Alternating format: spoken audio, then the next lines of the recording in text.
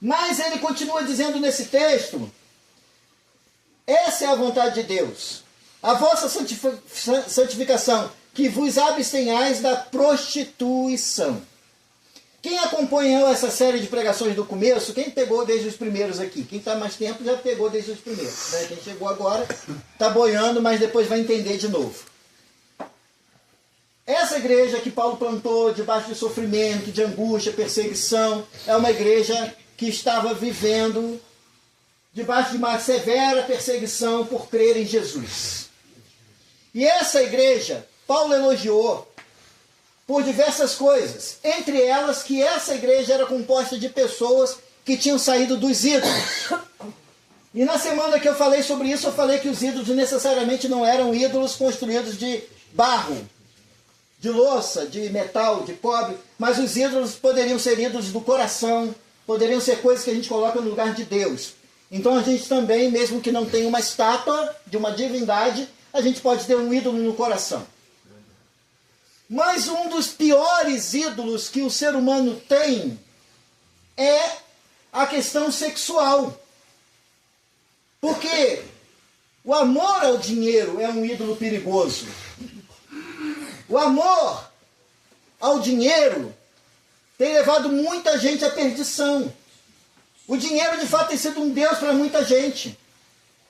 Mas hoje, a questão sexual é uma questão perigosa. E Paulo vai dizer para eles que eles deveriam, a vontade de Deus é que vocês vivam em santidade, por isso mantenham-se afastados de todo o pecado sexual.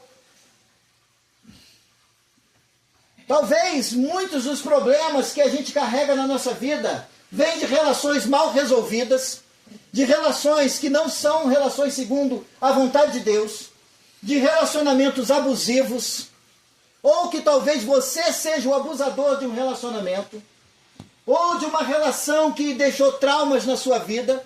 A vida sexual é um dos grandes problemas. O sexo é um grande negócio. Um dos maiores negócios do mundo é a pornografia. Eu já falei isso algumas vezes aqui, que se usa pornografia para vender carro, para vender casa, para vender chocolate. Se usa pornografia para vender de tudo. O sexo é uma coisa muito poderosa. E Paulo vai dizer aqui que a vontade de Deus é que vocês vivam em santidade, por isso mantenham-se afastados de todo pecado sexual. Não sei se alguém aqui viu alguma série, um filme daquela época ali do apóstolo Paulo, de Roma, da Grécia. Alguém já viu algum filme assim dessa época? Aquelas... Hã? Tem alguns aí.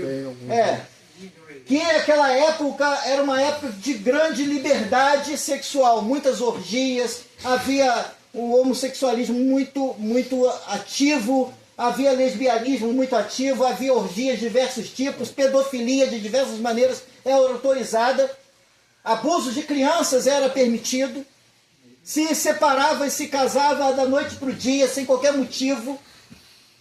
A vida sexual dos romanos e dos gregos era absurda.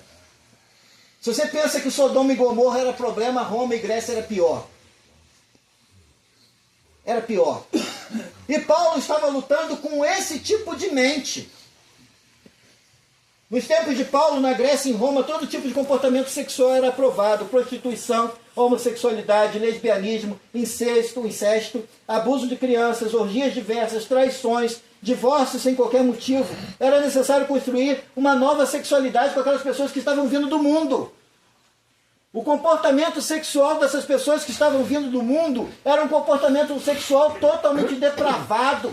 Era um comportamento sexual que entristecia o coração de Deus. Era inconcebível alguém que creu em Jesus viver da maneira como aquelas pessoas estavam vivendo.